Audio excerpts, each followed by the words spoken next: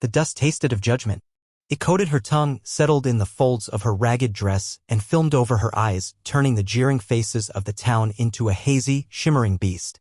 She kept her gaze fixed on a loose nail in the water trough a dozen paces away, a single point of focus in a world that had dissolved into noise and heat and the biting friction of rope against her wrists. The post she was tied to was sun-bleached and splintered, and she could feel its rough grain through the thin fabric at her back. She had been here since the sun climbed over the Sawtooth Ridge to the east. It was high noon now, a white-hot hammer in the sky, and the shadow she cast was a shrunken, pitiful thing at her bare feet. Her feet were cracked and raw. She didn't remember when she'd lost her shoes. Days ago, maybe, or weeks. Time had become a thick, slow-moving river of shame. A man with a florid face and a vest that strained at the buttons stood on the steps of the mercantile.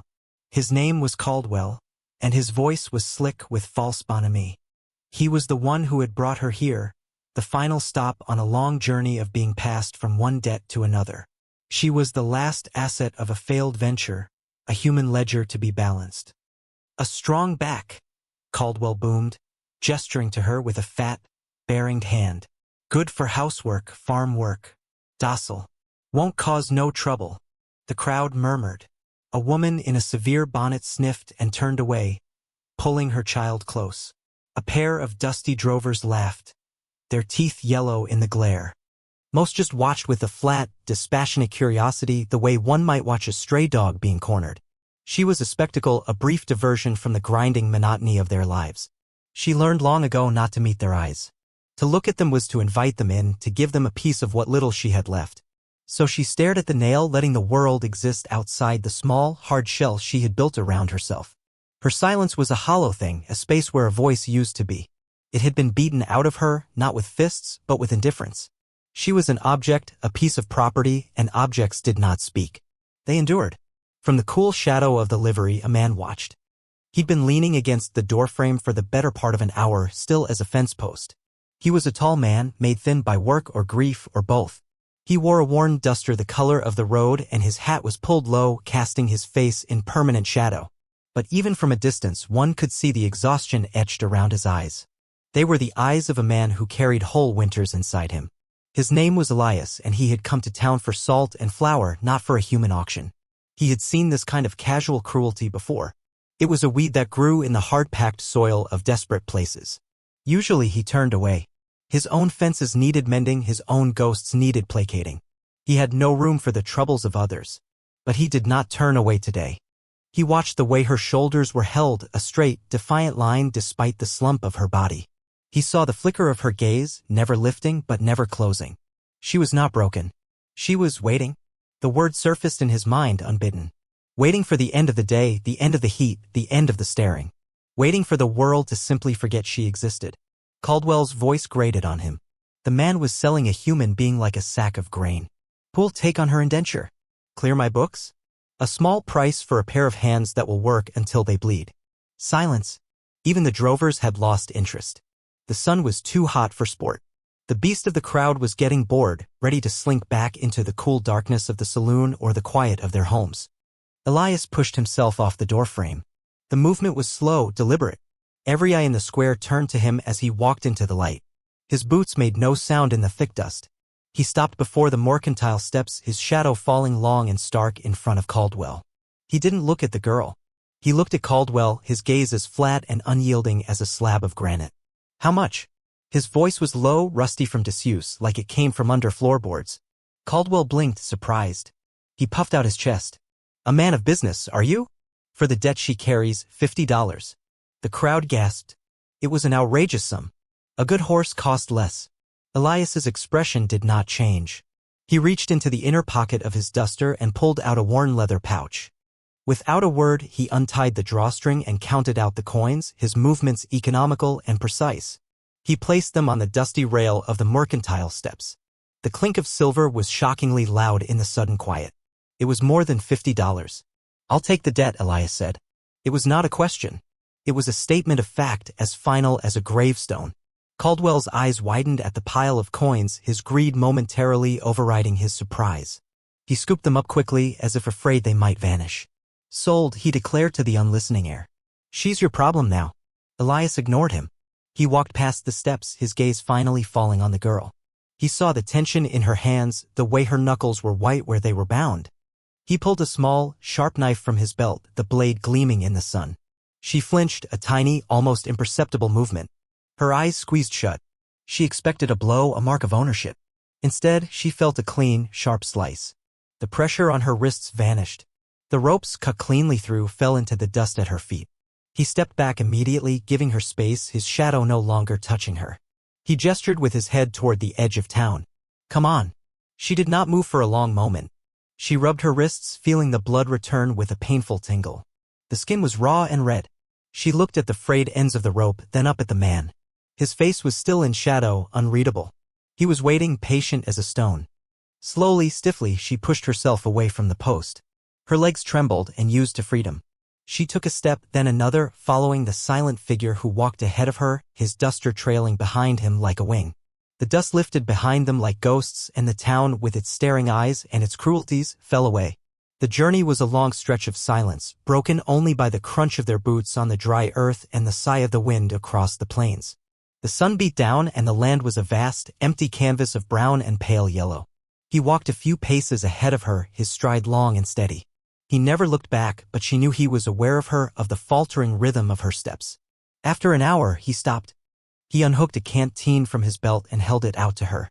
She stared at it, her throat a knot of dust and fear. Kindness was a language she had forgotten. It felt like a trick. He didn't press her. He just held it there, his hand steady. Finally, her thirst won out over her suspicion. She took the canteen. Her hands trembled so badly that water sloshed onto her dress. She drank greedily, the cool liquid a shock to her system. It tasted of metal and life. When she was done, she wiped her mouth with the back of her hand and handed it back. "Thank you," she whispered. The words were a dry rasp, alien in her own throat. He just nodded and kept walking. They arrived at his home as the sun was bleeding a blood-orange stain across the western sky. The homestead was as stark and lonely as the man himself. A small, weathered cabin stood against the endless expanse, its wood grayed by sun and wind. A lean-to barn sagged beside it, and a poorly mended fence enclosed a small corral where a single, weary-looking horse stood. The place didn't feel lived in so much as occupied. It was a shelter, not a home. On a low hill behind the cabin, a single wooden cross stood stark against the sky. A grave. The sight of it sent a cold shiver through her, a deeper chill than the evening air. This was a place of loss. A place haunted by absence. Elias led her to the cabin door and pushed it open. It creaked on its leather hinges. The inside was one room, spare and clean. A stone hearth dominated one wall, cold and black. A narrow cot was pushed against the other wall, a single blanket folded neatly upon it. A rough-hewn table and 2 chairs stood in the center. The air was thick with the scent of wood smoke, dust, and something else, a lingering stillness of grief. He gestured to the cot. "You can sleep there." She looked from the cot to him, her eyes wide with a question she could not bring herself to ask. Where would he sleep? He seemed to understand. He picked up a spare blanket from a chest in the corner and walked to the door of the lean-to. "I'll be in the barn." Before he left, he turned back. He pointed to the simple wooden latch on the inside of the cabin door. "There's a lock," he said, his voice flat. Then he met her eyes, and for the first time she saw a flicker of something in their depths, something that wasn't exhaustion. "I don't lock doors. Not on people." He closed the door behind him, leaving her alone in the deepening twilight. She stood in the center of the room, her arms wrapped around herself, listening to the sound of the wind curling around the corners of the cabin. It was a lonely sound, but for the first time in a very long time it was not a threatening one. She was not trapped. She was somewhere. And for now that was enough. She walked to the hearth and laid a hand on the cold stone. It felt solid under her palm. Real. The days settled into a quiet, unspoken rhythm. They were 2 solitary planets orbiting the small sun of the homestead, moving in parallel but rarely touching. He rose before dawn, his movements quiet in the barn. By the time she emerged from the cabin, he would be out in the corral or mending a stretch of fence that looked as weary as he did. He left a bucket of fresh water and a small pile of firewood by her door each morning. She, in turn, began to impose a fragile order on the cabin's interior. At first, she did nothing, simply existing in the space he had given her, afraid to touch anything, to leave a mark. But the idleness was a poison. It gave the memories too much room to breathe. So she started to work. She swept the floor, the rhythmic scrape of the broom a comfort. She scrubbed the tabletop until the grain of the wood showed through the grime. She found his small stock of flour and jerky and, using the water he left, began to make meals. The first loaf of bread she baked in the hearth was a disaster. It was hard as a rock and black on the bottom. She left it on the table for him, her heart sinking with shame. When he came in that evening, he picked it up, hefted it in his hand, and looked at it. A flicker of something that might have been amusement crossed his face. "That loaf died in vain," he said, his voice dry. She flinched, expecting anger. Instead, he broke off a piece, dipped it in the thin stew she had made, and ate it without complaint. The silence that followed was different. It was lighter, somehow. The next day, he left a small sack of yeast next to the flour. She learned to read the landscape of his silence. A certain set to his jaw meant the fence had broken again. The slump of his shoulders when he came in from the fields meant the well was running low. She learned to anticipate his needs, leaving a tin cup of cool water on the porch for him in the afternoon, or ensuring the fire was banked and warm when he returned after dusk. He, in turn, noticed the small changes she brought. He noticed the way the cabin no longer felt hollow, but held the faint, warm scent of baking bread and clean floors. One evening, he came back from a long day of clearing stones from a new patch of land and found his work shirt, which had a long tear in the sleeve, lying on his chair. The tear was gone, replaced by a line of small, neat stitches. The thread was a slightly different color from the shirt, a stark little seam of care. He ran his thumb over the stitches. They were strong. He said nothing about it. But the next day, a bar of lye soap, fragrant with lavender, appeared on the washstand. One afternoon, while she was hanging laundry on a line he had strung between the cabin and a lone tree, she found a single, stubborn wildflower growing by the fence post. It was a tough little thing, a splash of defiant blue against the endless brown. On impulse, she picked it. She walked up the low hill to the solitary grave. The wooden cross was weathered, the name on it long since erased by the wind and rain. She didn't know who was buried there, his wife, she presumed, or maybe a child, but she knew the shape of the loss it represented. It was the same shape as the hollowness inside him. She knelt and pushed the stem of the wildflower into the hard-packed earth at the base of the cross. It was a small, foolish gesture, a speck of color in a sea of sorrow. That evening, as they ate their meal in the flickering firelight, he looked at her across the table. His face, usually a mask of stoicism, was softened by the shadows. "Her name was Sarah," he said, his voice quiet. She just nodded, her throat tight. "The flower was nice," he added. It was more than he had said to her in a week. It was a key turning a lock deep inside her. The first time she truly felt the ice around her heart begin to crack was on a night when the wind turned mean. It shrieked around the cabin like a banshee, rattling the door in its frame and driving needles of cold air through the chinks in the walls. A storm was coming. She was woken from a shallow sleep by a sound. Not the wind, but a choked cry from the barn. She sat bolt upright on her cot, her heart pounding. The sound came again, low and ragged. It was the sound of a man drowning in a nightmare. Without thinking, she threw off her blanket, slipped on her worn shoes, and pulled her thin shawl around her shoulders. The wind tore at her as she crossed the few yards to the barn, stealing her breath and whipping her hair across her face. She pushed open the heavy barn door. Inside, it was dark and smelled of hay and horse and cold earth. A single lantern cast a pool of trembling golden light in the corner, where Elias slept on a pile of straw and blankets. He was thrashing, his hands clenched into fists, his face contorted in a mask of agony. "No," he mumbled, his voice thick with sleep and terror. "No, not again. The fire." She froze in the doorway, a trespasser on his private grief. She should leave. This was not her place. But the raw pain in his voice held her fast. It was a sound she knew intimately. She took a hesitant step into the light. "Elias?" she said, her own voice thin as a thread against the howling wind. He didn't wake, but he stilled at the sound of her voice. His breathing was still harsh, but the thrashing stopped. She knelt cautiously beside him, keeping a respectful distance. She didn't know what to do. She had no comfort to offer, no gentle words. All she had was her presence. She sat on the cold ground, her back against a support beam, and simply waited. She watched the lantern flame dance and listened to his breathing as it slowly, gradually, evened out. After what felt like an eternity, he opened his eyes. They were unfocused at first, still lost in the landscape of his dream. Then they found her, sitting in the half-light. There was no surprise in his expression, only a deep, bone-weary sadness. "The fire," he said again, his voice now just a whisper.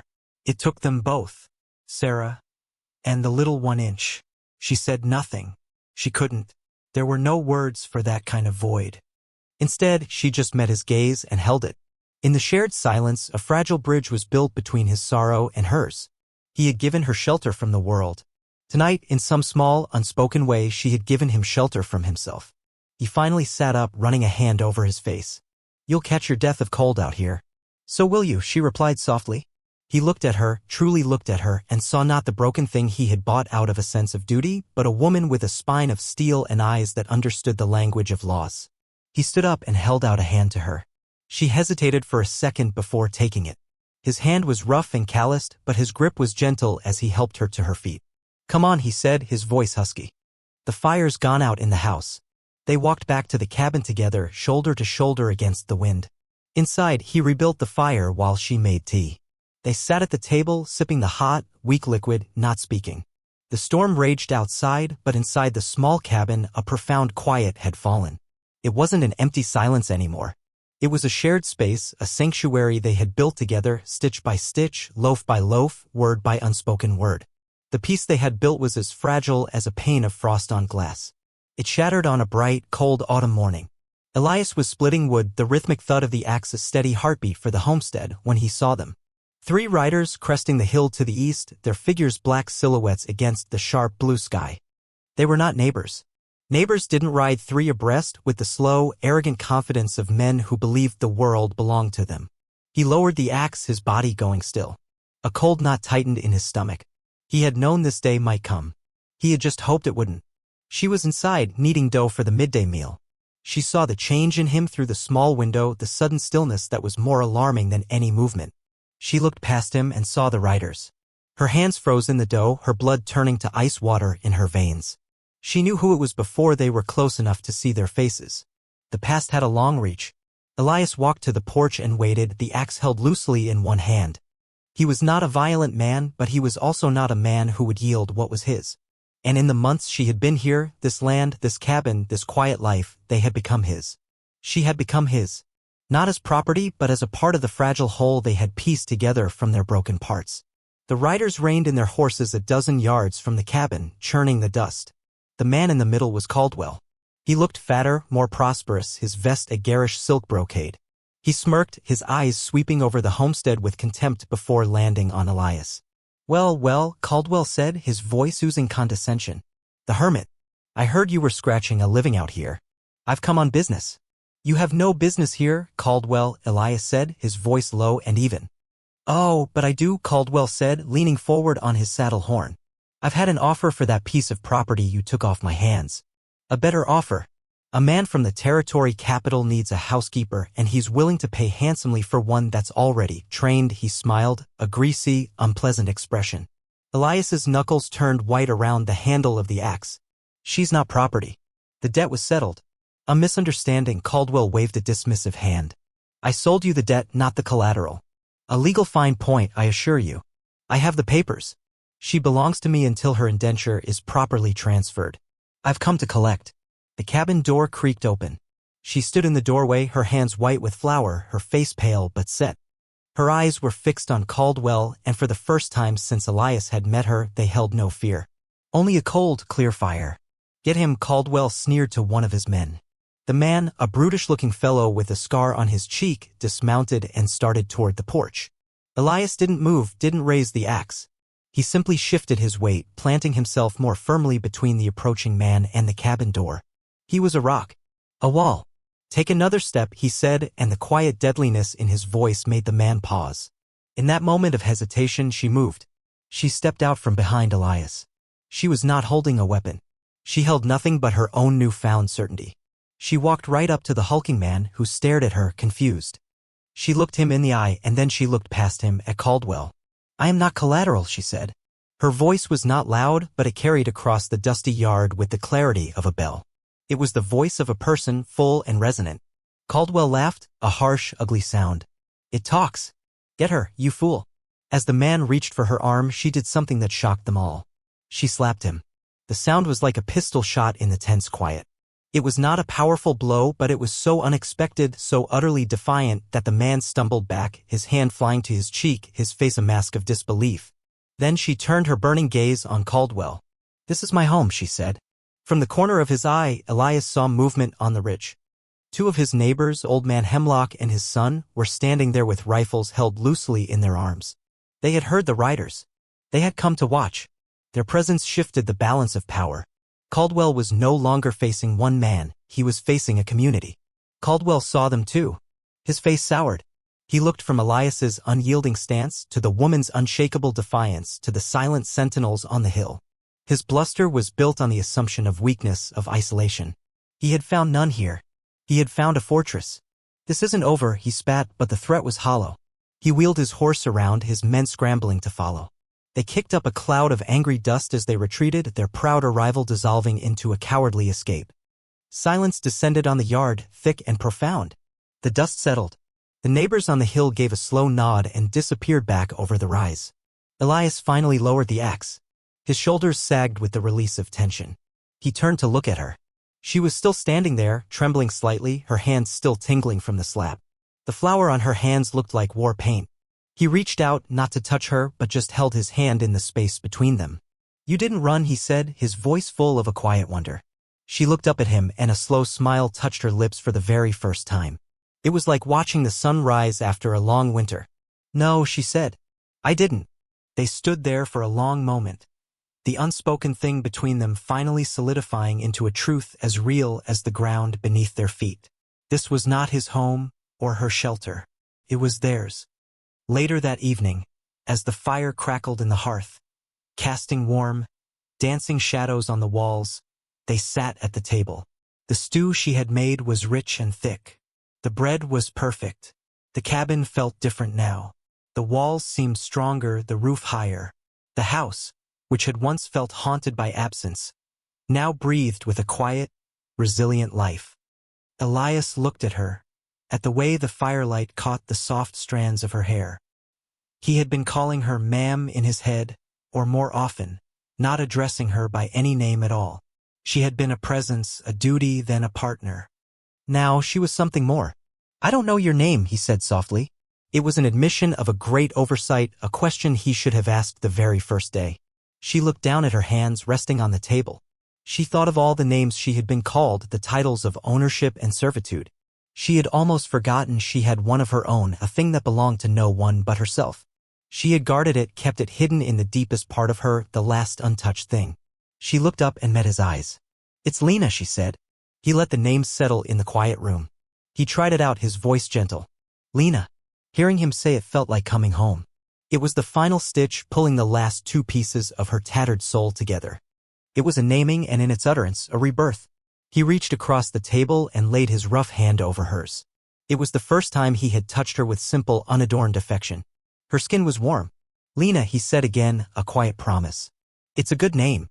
She didn't need to burn her old dress or tear down the last of the broken fences. The past had been faced and turned away at their door. The new beginning was already here, sitting across from her, his hand covering hers, the warmth spreading up her arm and filling the empty spaces inside her. They finished their meal in a comfortable silence.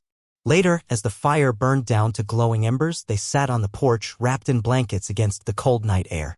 The sky was a vast, dark blanket pricked with 1,000 diamond-sharp stars.